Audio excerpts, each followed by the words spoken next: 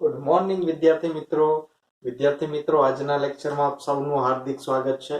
મિત્રો તમને ખ્યાલ હશે લાસ્ટ લેક્ચરમાં આપણે 7મા ચેપ્ટરની શરૂઆત કરી હતી। 7મા ચેપ્ટરમાં આપણે શરૂઆતમાં શું જોયું ભાઈ? તો કે શરૂઆતમાં આપણે દ્રઢ પદાર્થ વિશે માહિતી મેળવી, પછી આપણે જોયું શુદ્ધ સ્થાનાંતરિત ગતિ કોને કહેવાય, ચાક ગતિ કોને કહેવાય, તેના એક્ઝામ્પલ જોયેલા, જેમ કે આપણે ભમેડાનો એક્ઝામ્પલ જોયું, સ્થિર અક્ષને અનુલક્ષીને પદાર્થ ચાક ગતિ કરતો હોય તેના વિશે માહિતી મેળવી, તેમજ ટેબલ ફેન કે જેમાં પદાર્થ શું કરતો હોય, દોલનો કરતો હોય કોઈ એક બિંદુને અનુલક્ષીને, તેના વિશે પણ આપણે માહિતી મેળવી। ચાલો, તો આજે આપણે જોઈશું ભાઈ તંત્રનું દ્રવ્યમાન કેન્દ્ર। બરાબર, આજે આપણે તંત્રનું દ્રવ્યમાન કેન્દ્ર આપણે ફાઇન્ડ કરીશું ભાઈ, કઈ રીતે કયા ઇક્વેશન થી આપણે તંત્રનું દ્રવ્યમાન કેન્દ્ર છે તે ફાઇન્ડ કરી શકીએ। બરાબર, તો પહેલા તો આપણે વાત કરીએ મિત્રો, કણોનું તંત્ર કોને કહેવાય? તો કણોનું તંત્ર એટલે કે ભાઈ એકબીજા સાથે આંતરક્રિયા કરી શકે તેવા, એકબીજા સાથે આંતરક્રિયા કરી શકે તેવા એક કરતા વધારે કણોના બનેલા તંત્રને કણોનું તંત્ર કહેવાય। બરાબર, એટલે એકબીજા સાથે આંતરક્રિયા કરી શકે તેવા વધારે કણોનું જે સમૂહ હોય તેને કણોનું તંત્ર કહેવાય। તો કે આ વ્યાખ્યા, આ ડેફિનેશન આપણે કામ એટલી બધી જરૂરી નથી। કણોનું તંત્ર કોને કહેવાય છે ભાઈ મિત્રો? જે એકબીજા સાથે આંતરક્રિયા કરી શકે તેવા એક કરતા વધારે બનેલા કણોનું આખું જે સમૂહ હશે, તેનો આખો સમૂહ હશે, તેને આપણે કણોના તંત્ર તરીકે ઓળખીએ છીએ। હવે વાત કરીએ આપણે દ્રવ્યમાન કેન્દ્ર। દ્રવ્યમાન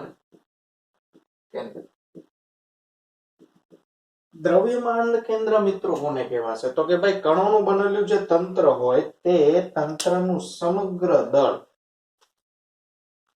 દ્રવ્યમાન કેન્દ્ર કોને કહેવાય? કણોના બનેલા તંત્રનું સમગ્ર દળ જે બિંદુ પર કેન્દ્રિત થયેલું હોય,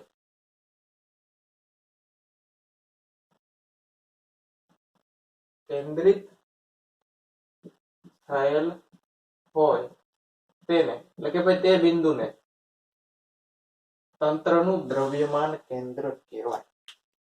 તંત્રનું દ્રવ્યમાન કેન્દ્ર મિત્રો કોને કહેવાશે? કે ભાઈ કણોના બનેલા જે તંત્ર હોય તેનું સમગ્ર દળ જે બિંદુ પર કેન્દ્રિત થયેલું હોય તે બિંદુને તંત્રનું દ્રવ્યમાન કેન્દ્ર કહેવાય।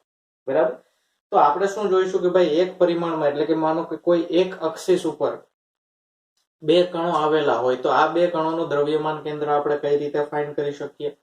પછી દ્વિપરિમાણમાં કોઈ કણો હોય અથવા તો કણોનું બનેલું તંત્ર હોય તો તેનું દ્રવ્યમાન કેન્દ્ર કઈ રીતે ફાઇન્ડ કરી શકાય, તેમજ ત્રિપરિમાણમાં કઈ રીતે ફાઇન્ડ કરી શકાય, તે બધા વિશે આપણે વાત કરીશું। પહેલા વાત કરીએ ભાઈ એક પરિમાણમાં દ્રવ્યમાન કેન્દ્ર। એક પરિમાણમાં આપણે દ્રવ્યમાન કેન્દ્ર વિશે માહિતી મેળવીએ તો માનો કે કોઈ એક આ આધાર રેખા છે, બરાબર, અથવા તો કે ઉદ્ગમ છે કે જેની સાપેક્ષમાં આપણે તંત્રનું દ્રવ્યમાન કેન્દ્ર મેળવવું છે, અથવા તો બે કણોના બનેલા તંત્રનું દ્રવ્યમાન કેન્દ્ર મેળવવું છે। માનો કે કોઈ એક કણ કે જે m1 દળ ધરાવે છે તેનું ઉદ્ગમ બિંદુથી અંતર x1 છે, બરાબર, ને બીજો કણ કે જે m2 દળ ધરાવે છે તેનું અંતર છે x2। તો આપણે ફાઇન્ડ કરવું છે, માનો કે કોઈ આ એક બિંદુએ, કોઈ પણ બિંદુ હોઈ શકે, બરાબર, તેનું અંતર ઉદ્ગમ બિંદુથી કેટલું છે ભાઈ? x વડે આપણે દર્શાવીએ તો આ x નું અંતર આપણે મેળવવું છે। તો આ x અંતર મેળવવા માટે એક ઇક્વેશન છે કે જે સમીકરણ છે આપણે યાદ રાખવાનું છે। બરાબર, તો આ x અંતર આપણે કઈ રીતે મેળવી શકીએ? મિત્રો આ બધાને ખ્યાલ આવી ગઈ ને ભાઈ? આ ઉદ્ગમ બિંદુથી આ x1 અંતર છે, આ x2 અંતર છે, m1 ને m2 દળ ધરાવતા પદાર્થનું અથવા તો m1 ને m2 દળ ધરાવતા તંત્રનું આપણે દ્રવ્યમાન કેન્દ્ર મેળવવું છે। તો આ દ્રવ્યમાન કેન્દ્રનું અંતર ધારો કે x છે, તો x નું સમીકરણ આપણને મળશે m1x1 plus m2x2 divide by m1 plus m2। ખ્યાલ આવ્યો મિત્રો? આ સમીકરણ બધા યાદ રાખવાનું છે. એક પરિમાણ હોય, દ્વિપરિમાણ હોય, ત્રિપરિમાણ હોય, બધામાં સેમ ઇક્વેશન આવશે. શું કરવાનું? m1 દળ અને તેનું ઉદ્ગમ બિંદુથી અંતર x1 પ્લસ m2 દળ તેનું ઉદ્ગમ બિંદુથી અંતર x2 ડિવાઈડ બાય ટોટલ દળ. ટોટલ દળ એટલે કે ભાઈ અહીંયા બે દળો આપેલા છે m1 ને m2 એટલે કે m1 પ્લસ m2. બરાબર? આ રીતે આપણે દર્શાવવાનું રહેશે. તો m1 x1 plus m2 x2 divide by m1 plus m2 આ રીતે આપણે કોઈ એક પરિમાણમાં પદાર્થ જે બે કણો હોય, ત્રણ કણો હોય, જેટલા પણ કણો હોય, n કણો હોય, તો એ n કણોનું આપણે દ્રવ્યમાન કેન્દ્ર છે તે મેળવી શકીએ છીએ. એટલે આપણે આ ઇક્વેશન યાદ રાખવાની જરૂર છે. માનો કે n કણો આવેલા છે, n કણો માટે આપણે દ્રવ્યમાન કેન્દ્ર મેળવવું છે. તો n કણોનું દ્રવ્યમાન કેન્દ્ર x બરાબર શું લખી શકીએ? m1 x1 plus m2 x2 plus mn xn. mn xn એટલે કે ભાઈ n માં કણોનું દળ અને n માં કણોનું અંતર divide by m1 plus m2 plus mn સુધી. બરાબર? આમાં મિત્રો આજે m1 m2 m3 છે, mn છે, બધાને આપણે સમેશન ઓફ mi લખી શકીએ છીએ અથવા તો કેપિટલ M વડે દર્શાવી શકીએ છીએ, જે m1 plus m2 plus mn દર્શાવે છે. એ સિવાય m1 x1 m2 x2 m3 xn mn xn ને આપણે સમેશન ઓફ mi xi વડે પણ દર્શાવી શકીએ છીએ, કે જે m1 x1 plus m2 x2 plus mn xn વડે દર્શાવી શકાય. ને આ ઇક્વેશન ને સિમ્પલ આપણે કરવું હોય તો summation of mi xi divide by summation of mi અથવા તો કેપિટલ M, બે માંથી કોઈ પણ એક વસ્તુ એક વડે આપણે દર્શાવી શકીએ. બરાબર? તો આ એક પરિમાણમાં દ્રવ્યમાન કેન્દ્ર આપણને કઈ રીતે મળશે તેની આપણે માહિતી મેળવી. તો એક પરિમાણમાં દ્રવ્યમાન કેન્દ્ર કદાચ 2 માર્ક્સમાં પૂછાય તો કે અઘરું નથી. બરાબર? શું કરવાનું છે? પહેલા સિમ્પલ આકૃતિ દોરવાની છે, પછી લખવાનું છે કે ભાઈ આકૃતિમાં દર્શાવ્યા પ્રમાણે m1 દળ ધરાવતા પદાર્થનું અંતર x1 છે, m2 દળ ધરાવતા પદાર્થનું અંતર ઉદ્ગમ બિંદુથી ઉદ્ગમ બિંદુ લઈ લો અથવા તો જેની સાપેક્ષમાં આપણે અંતર મેઝર કરીએ છીએ તે. બરાબર? તેનું અંતર x2 છે અને m1 અને m2 દળ ધરાવતા પદાર્થનું દ્રવ્યમાન કેન્દ્રનું ઉદ્ગમ બિંદુથી અંતર ધારો કે x હોય તો x બરાબર આ સમીકરણ લખી દેવાનું છે. પછી આગળ જતા લખવાનું છે કે ભાઈ ધારો કે n કણો આવેલા હોય કોઈ એક અક્ષિસ ઉપર, x અક્ષિસ ઉપર માનો કે n કણો આવેલા હોય તો તે n કણોના બનેલા તંત્રનું દ્રવ્યમાન કેન્દ્ર આપણે આ રીતે પણ મેળવી શકીએ છીએ. હવે આમાં એક સ્પેશિયલ કન્ડિશન છે મિત્રો. શું છે કે ભાઈ માનો કે m1 બરાબર m2 હોય એટલે કે ભાઈ દળ બંને સરખા હોય તો આપણે શું કરી શકીએ? m1 બરાબર m2 બરાબર capital M, sorry small m લઈ શકીએ આપણે. બંને સરખા છે. ચાલો, તો x બરાબર અહીંયા શું આવી જશે? mx1 plus mx2 divide by m plus m. તો અહીંયાથી m કોમન નીકળી જશે ને અહીંયા 2m આવશે. તો અહીંયા શું આવશે? જો m કૌંસમાં x1 plus x2 divide by 2m. તો m કેન્સલ, તો આનું દ્રવ્યમાન કેન્દ્ર x1 plus x2 divide by 2 એટલે 2. જો આ બંને દળ સરખા હોય તો આનું દ્રવ્યમાન કેન્દ્ર આ બંનેની વચ્ચે આપણને મળશે. બરાબર? જે આ દર્શાવે છે. તો x1 plus x2 divide by 2 વડે પણ આનું દ્રવ્યમાન કેન્દ્ર મળે જ્યારે બંને દળ કેવા હોય? સમાન હોય તો. ચાલો, હવે માનો કે એક પરિમાણમાં નથી, તે દ્વિપરિમાણમાં છે. દ્વિપરિમાણમાં એટલે કે ભાઈ xy સમતલમાં કોઈ આવેલા છે માનો કે.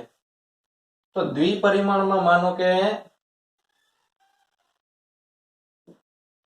આ માનો કે x1 y1 છે, આ x2 y2 છે અને x3 y3 છે. તો x એક્સિસમાં અહીંયા અંતર બતાવશે. આ x એક્સિસમાં અંતર છે ને,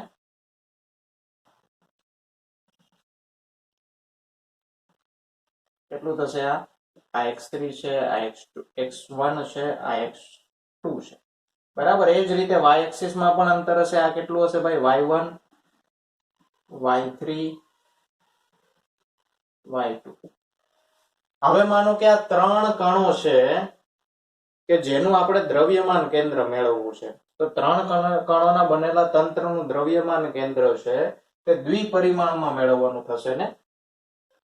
તો આના માટે આપણે x એક્સિસ નો અલગ અને y એક્સિસ નો અલગ. તો કે ભાઈ x એક્સિસ નું દ્રવ્યમાન કેન્દ્ર અને y એક્સિસ નું દ્રવ્યમાન કેન્દ્ર એમ બે અલગ અલગ રીતે ફાઇન્ડ કરવું પડશે, પણ પ્રોસેસ તો સેમ જ છે ને. તો x એક્સિસ માટે આપણે શું કરી શકીએ ભાઈ? x એક્સિસ માટે x યામ માટે અહીંયા આવી જશે m1 x1 plus m2 x2 plus m3 x3 divide by m1 plus m2 plus m3. બરાબર. તો આનો x યામ આવી ગયો. હવે આ જ રીતે y યામ આપણે ફાઇન્ડ કરવો હોય તો y યામ માટે પણ m1 y1 plus m2 y2 plus m3 y3 divide by m1 plus m2 plus m3 વડે પણ આને આપણે દર્શાવી શકીએ. બરાબર. તો આ રીતે આપણે દર્શાવવાનું છે x અને y યામ ને. x અને y યામ આ રીતે સાથે આપણે લખી શકીએ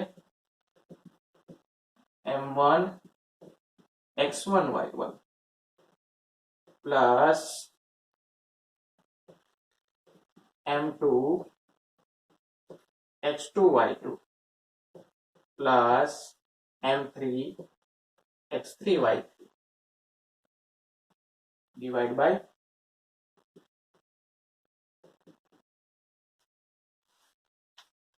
બરાબર. ને આને ટૂંકમાં લખવું હોય તો summation of mi xi divide by summation of mi yi divide by summation of mi. ચાલો દેખાય છે ને? પેલા જોઈ લઈએ. ચાલો કમ્પ્લીટ દેખાય છે. તો આ રીતે પણ આપણે આને દર્શાવી શકીએ છીએ. હવે આને બીજી રીતે દર્શાવવું એટલે ભાઈ x અને y ને અલગ રીતે પણ દર્શાવી શકાય. બરાબર. આ બંને રીતે આપણે દર્શાવી શકાય. સોરી, અહીંયા કેપિટલ આવી જશે. x અને y અક્ષ પરના દ્રવ્યમાન કેન્દ્ર. બરાબર. તો આને દર્શાવવું હોય તો આ બંનેને પણ m1 x1 plus m2 x2 plus m3 x3 divide by m1 plus m2 plus m3. અહીંયા આવી જશે m1 y1 plus m2 y2 plus m3 y3 divide by m1 plus m2 plus m3. આ બે રીતે આપણે આને દર્શાવી શકીએ છીએ. આ રીતે પણ દર્શાવાય ને આ રીતે પણ દર્શાવી શકાય. બરાબર. બંનેના આન્સર મિત્રો સેમ જ આવશે. આ m1 નો x1 સાથે ગુણાકાર ને m1 નો y1 સાથે ગુણાકાર. બરાબર. એટલે અહીંયા x અને y ઘટક બંને આવી જશે. એ જ રીતે આના x ઘટક અલગ, y ઘટક અલગ. તો બંને રીતે આપણને સેમ જ આન્સર મળશે. બીજું કે જેમ અહીંયા m1 બરાબર m2 બરાબર m હતું એમ અહીંયા જો ત્રણે ત્રણના દળ m1 બરાબર m2 બરાબર m3 બરાબર જો m હોય તો x યામ ક્યાં આવશે ભાઈ? x1 plus x2 plus x3 divide by 3 પર મળશે. અને y યામ y1 plus y2 plus y3 divide by 3. બરાબર. અહીંયા 2 હતા એટલે ડિવાઈડ બાય 2m હતું. અહીંયા 3 છે એટલે ડિવાઈડ બાય 3m હશે. m કેન્સલ થઈ જશે એટલે ડિવાઈડ બાય 3 આવશે. તો આ જ રીતે મિત્રો xy છે. માનો કે આપણે આ ત્રણ કણ માટે લીધેલું છે. માનો કે n કણો હોય તો શું થાય? તો xy n કણોના બનેલું સમતલ હોય તો m1 x1 y1 plus m2 x2 y2 plus n કણોનું બનેલું તંત્ર ભાઈ mn xn yn divide by m1 plus m2 plus ક્યાં સુધી આવશે ભાઈ? mn સુધી. બરાબર. તો આ રીતે આપણે કણોના બનેલું તંત્ર હોય તો તેનું દ્રવ્યમાન કેન્દ્ર આપણે ફાઇન્ડ કરી શકીએ. જ્યારે એક પરિમાણમાં હોય ત્યારે આ રીતે સિમ્પલ ઇક્વેશન છે, યાદ રાખવાનું છે. એક્સ એક્સિસ એક પરિમાણમાં છે એટલે કાં તો એક્સ હશે, કાં તો વાય હશે, કાં તો ઝેડ હશે. બરાબર. દ્વિપરિમાણમાં છે તો કોઈ એક્સ વાય હશે, કાં તો વાય ઝેડ હશે, કાં તો ઝેડ એક્સ હશે. બરાબર, ત્રણ જ પોસિબિલિટીઝ છે. તો એમાં આપણે એક્સ અને વાય ના અલગ લઈને ઇક્વેશન લઈને આપણે સોલ્વ કરવાના રહેશે, જેથી કરીને પાછળથી આપણે મિક્સ કરી શકીએ, એક સાથે લઈ શકીએ. બરાબર. ચાલો સ્ક્રીનશોટ પાડી લો. આના પછી દ્વિપરિમાણમાં જોઈએ, ત્રણ પરિમાણમાં દ્રવ્યમાન કેન્દ્ર કઈ રીતે મળે. બરાબર. આનું દ્રવ્યમાન કેન્દ્ર માનો કે અહીંયા મળતું હોય તો આ આપણો કેપિટલ વાય અને આ આપણો કેપિટલ એક્સ મળશે. બરાબર, એટલે અહીંયા એક્સ અને વાય આ રીતે મળશે. બરાબર. ચાલો સ્ક્રીનશોટ પાડી લો.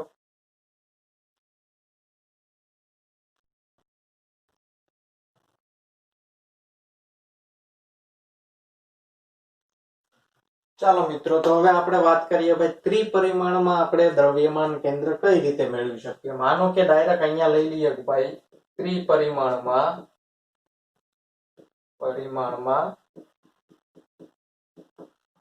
n કણોનું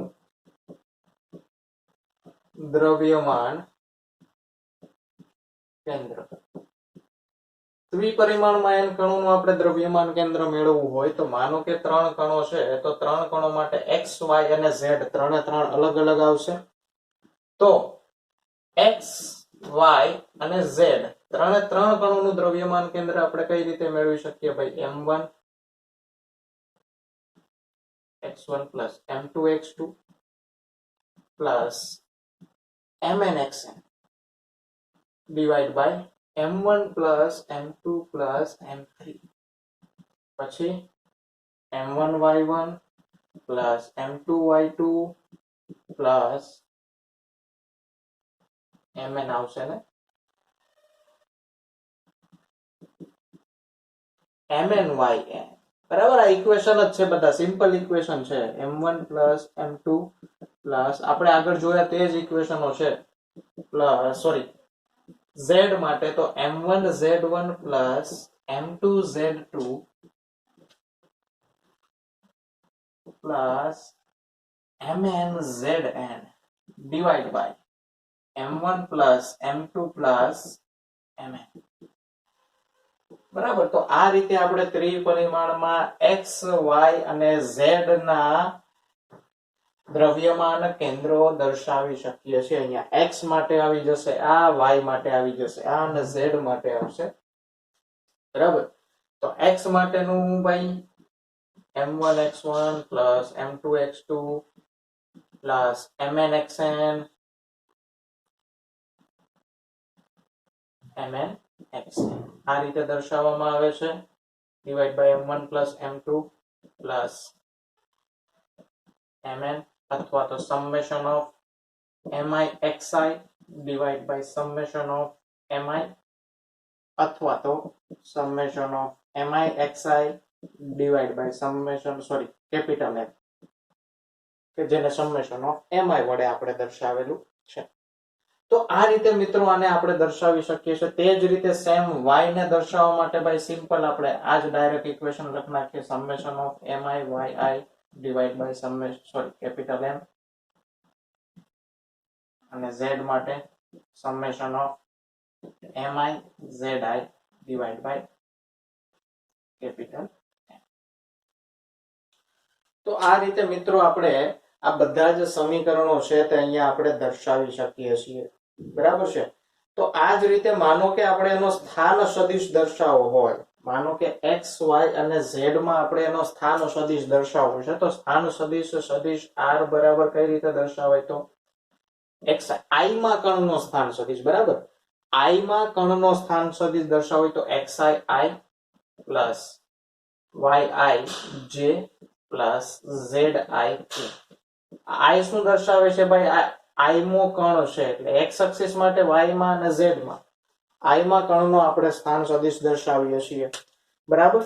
ને દ્રવ્યમાન કેન્દ્રનો સ્થાન સદિશ દર્શાવવો હોય તો સદિશ r. તો કઈ રીતે લખી શકીએ? તો કે ભાઈ summation of mi ri divide by summation of m I વડે આપણે આને દર્શાવી શકીએ સ્થાન સદિશને, બરાબર. તો આ રીતે મિત્રો આપણે આને દર્શાવી શકીએ છીએ. અથવા તો સદિશ આર બરાબર પણ સદિશ આર બરાબર અહીંયા શું આવી જશે, summation of mi ri divide by capital, બરાબર. તો આ બે રીતે આપણે મિત્રો આના સ્થાન સદિશ દ્રવ્યમાન કેન્દ્રના સ્થાન સદિશ દર્શાવી શકીએ છીએ. અથવા તો આ રીતે પણ ના લખવું હોય તો બીજી એક રીતે પણ લખી શકાય. કઈ રીતે ભાઈ, તો કે xi plus y j plus z k. આ જે x y ને z કે જેના અલગ અલગ મૂલ્યો મૂકીને આપણે i j k સાથે દર્શાવીએ તો આ રીતે પણ આનો સ્થાન સદિશ દર્શાવી શકાય છે. મિત્રો આ કોનો સ્થાન સદિશ છે, તો કે દ્રવ્યમાન કેન્દ્રનો સ્થાન સદિશ છે, બરાબર. તો આ ત્રિપરિમાણમાં આપણે આ રીતે સિમ્પલ ઇક્વેશન બધા સેમ જ છે, બરાબર. ખાલી x પછી y ને z એટલે એક પરિમાણ વધી, એક અક્ષ વધી જશે, બરાબર. પહેલા જો એક પરિમાણમાં ખાલી x માટે આપણે જોયેલું, દ્વિપરિમાણમાં 2x માટે, ત્રિપરિમાણમાં 3x માટે. બાકી ઇક્વેશન સેમ જ છે, એક એક પાછળ પદ વધારતું જવાનું છે, બરાબર. આ જ રીતે x y અને z માં આપણે આ રીતે ઇક્વેશન સહિત દર્શાવવાનું છે. અને અહીંયા જો સ્થાન સદિશ આપણને પૂછેલો હોય તો xi yi zi i માં કણનો સ્થાન સદિશ છે, એટલા માટે i j અને k સાથે. એ જ રીતે mi ri divide by summation of mi એટલે તો કેપિટલ M વડે દર્શાવી શકીએ. અને અહીંયા xi plus yj plus zk વડે પણ દર્શાવી શકીએ. ચાલો, તો આનો સ્ક્રીનશોટ પાડી લો. આના પછી આપણે જોઈએ ભાઈ ઘન પદાર્થ હોય તો ઘન પદાર્થનું દ્રવ્યમાન કેન્દ્ર આપણે કઈ રીતે મેળવી શકીએ.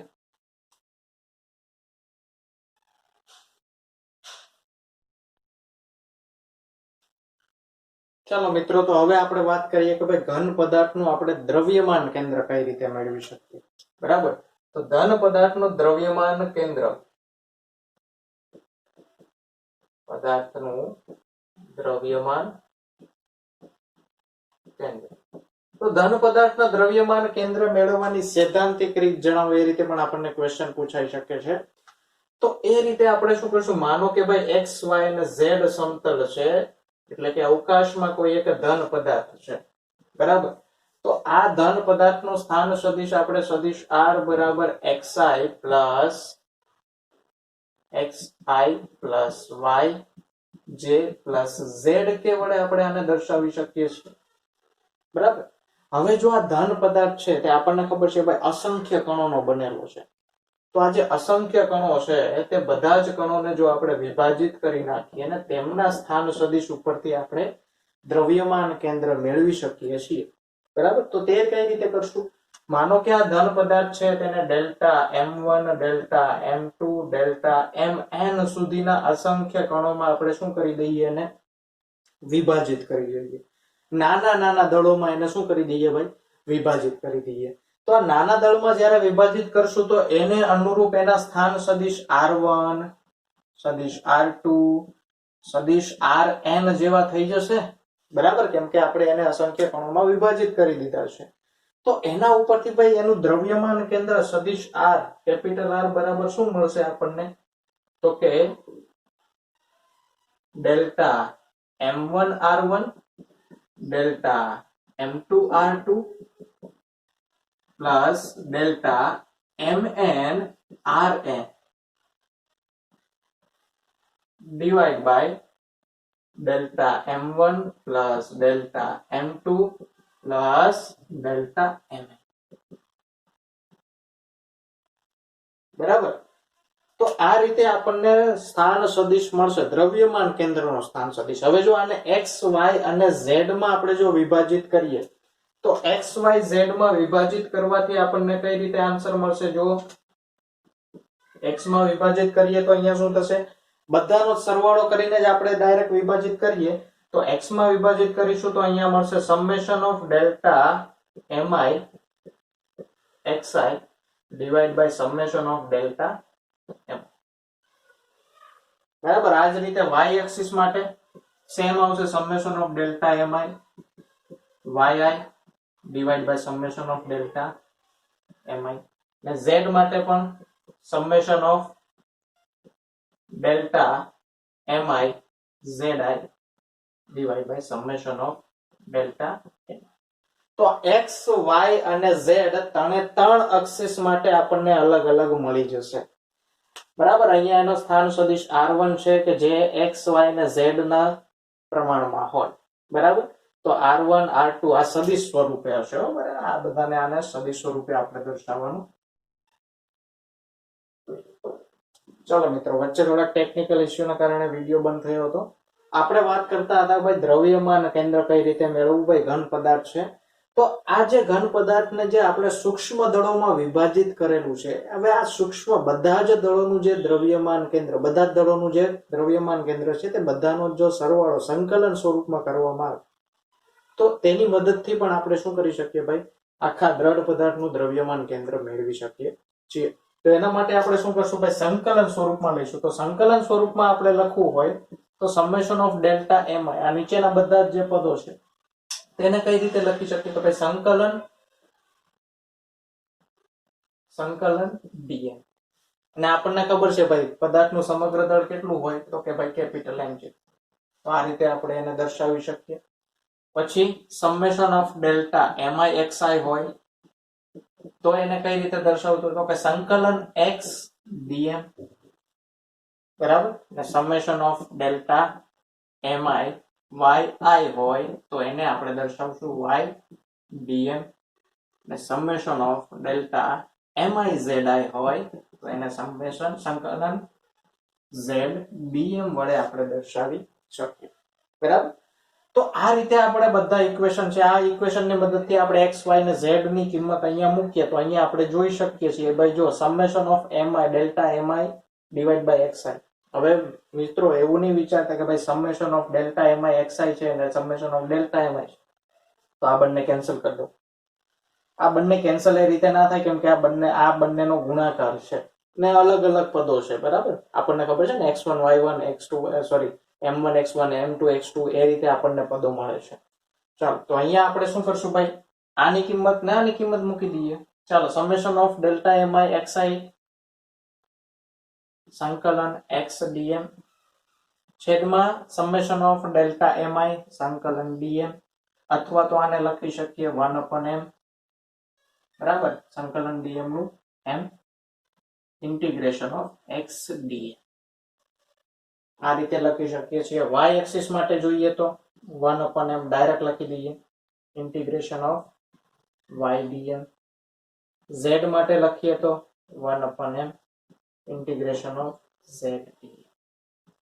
તો આ રીતે મિત્રો આપણે x y અને z એક્સિસ માટે અલગ અલગ ફાઇન્ડ કરી શકીએ છીએ સંકલન સ્વરૂપમાં.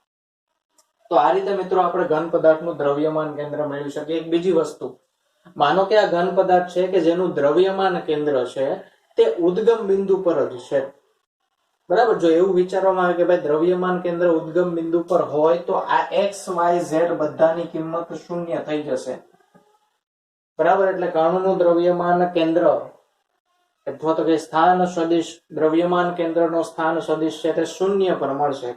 કેમ કે આપણે દ્રવ્યમાન કેન્દ્ર અથવા તો કે સ્થાન સદિશ કે જે મેઝર કરીએ છીએ તે ઉદ્ગમ બિંદુથી કરીએ છીએ ને. તો ઉદ્ગમ બિંદુ ને દ્રવ્યમાન કેન્દ્ર બંને એક બિંદુ પર હોય તો અહીંયા x y z, x અક્ષ માટે y ને z અક્ષના મૂલ્યો શૂન્ય થઈ જશે. બરાબર. તો આ રીતે આપણે આજે વાત કરી ભાઈ એક પરિમાણમાં, દ્વિપરિમાણમાં, ત્રિપરિમાણ અને ઘન પદાર્થના દ્રવ્યમાન કેન્દ્ર કઈ રીતે મેળવવું. બરાબર. બાકીની થિયરી આપણે નેક્સ્ટ લેક્ચરમાં જોઈશું. ત્યાં સુધી ભાઈ વ્યવસ્થિત તૈયાર કરવાનું છે. બરાબર. ઇક્વેશન બધા સેમ જેવા જ છે, ઇક્વેશનમાં કોઈ પણ જાતનો ફેરફાર નથી, પણ એ ઇક્વેશન આપણે યાદ રાખવાના છે. અને અંતર ક્યાંથી મેઝર કરવામાં આવે છે, તો કે ઉદ્ગમ બિંદુ. બરાબર. ચાલો, તો આ રીતે અહીંયા આપણે લેક્ચર આપણો કમ્પ્લીટ કરીએ છીએ. નેક્સ્ટ લેક્ચરમાં ફરી મુલાકાત થશે. Thank you.